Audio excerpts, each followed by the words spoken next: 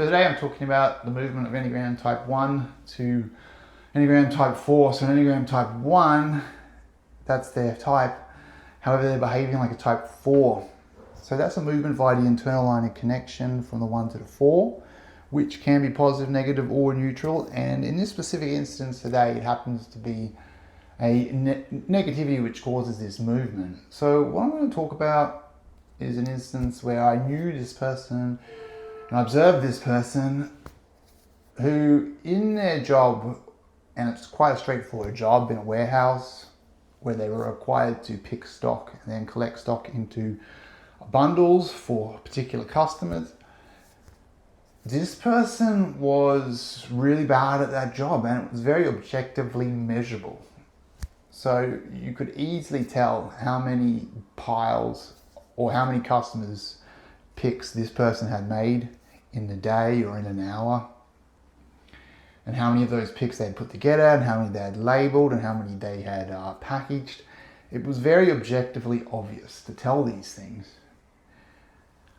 And so clearly this person was bad at their job. They weren't meeting the average at all of everyone else in the warehouse. And of course it happened to be a situation where this person was liked by powerful people and therefore they were there, as is often the case, right? But still, this person was a 1, and I can see how a 1 would struggle a lot with being bad at their job, like knowing that they were bad at their job. They would want to put distance between themselves and that thought that they were bad at their job, because the 1 is very focused on doing the right thing and having a moral system or an ethical system that they adhere to. And so the idea of being a bad worker, a lot of 1s would struggle with that.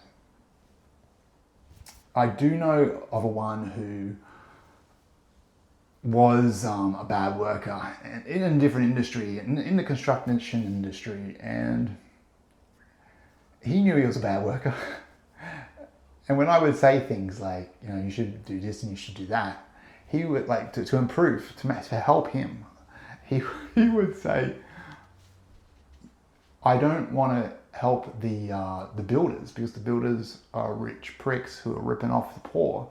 And if I work better, I'll be contributing to that. And that was his justification. And maybe that's true, maybe it's not true. That's not really the point. We're just looking at the technical, how these things work in terms of Enneagram personalities. And so, but that protected him, like that gave him protection from him being a bad worker. Like it justified why he could be a bad worker and not a bad person. Yeah, so he didn't have to think bad about himself because he was a bad worker, because he had this justification of, I am not helping out these rich prick builders. But this woman didn't have something like that, and she was just facing the fact that she was a bad worker and didn't have any excuse or justification for being a bad worker.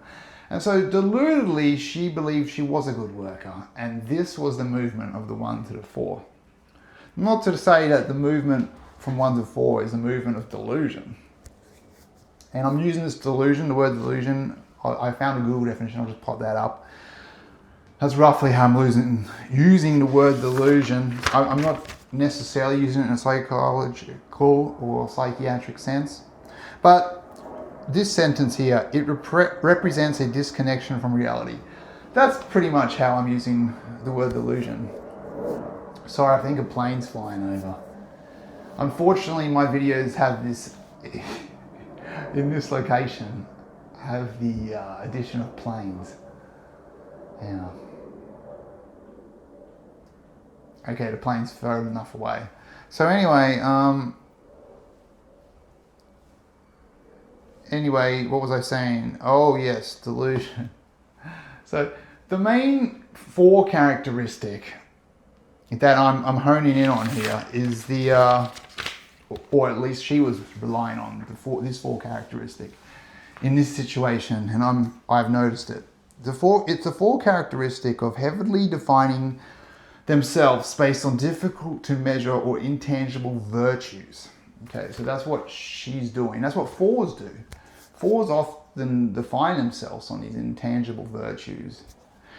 Things like being creative, being intuitive, being caring, being savvy, these kinds of things that are not measurable. So they're not a degree, they're not a trophy, they're not a world record, they're not a key KPI, a key performance indicator. They're not these types of things. That four doesn't define themselves according to those types of things.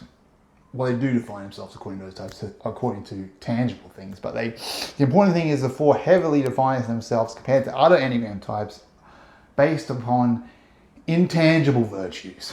Yeah. And so she deludedly believes she's a good worker. And so to do that, she moves to the place of a type 4 and finds an intangible quality to define herself as having in this workspace and providing to this workforce, this particular warehouse, which was caring. She believed she cared about their things, as in the company's things, the products in the warehouse. She believed she cared about them. She'd say things like, I look after their things, referring to the company and the products in the company. I care about their things. She'd be saying these with real emotion. She'd be like, I look after their things. I care about their things. I take good care of their things. These sort of sayings she would regularly say as a way to justify that she was a good worker.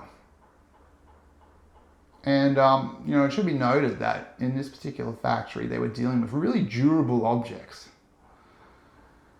And so there was almost no instances of breakage. How good you took care of the objects in this particular warehouse really was not a factor at all. And, but anyway, and it wasn't like the other people in the factory or in the warehouse were known for damaging things. This was not the case at all. This was just what she found to justify why she was a bad worker, or why she was to justify why she was a good worker in her mind. Yeah. And so that's an intangible characteristic. The ability that the fact that you take care of the things of the employer. Yeah, and so that's why that's like a 4. 4 will find these intangible reasons to justify their value. And she found this intangible reason to justify her being a good worker, because there was absolutely no chance that she could find any objective reasons, because she was definitely a terrible worker. Yeah. I think that's about it, really. I think I pretty much covered everything there. Just looking at my notes, I talked about incongruency.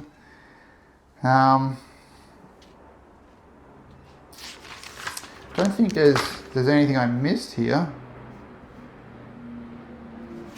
No, that all looks pretty good, and there's another plane, so it seems like a good time to say goodbye. Thank you.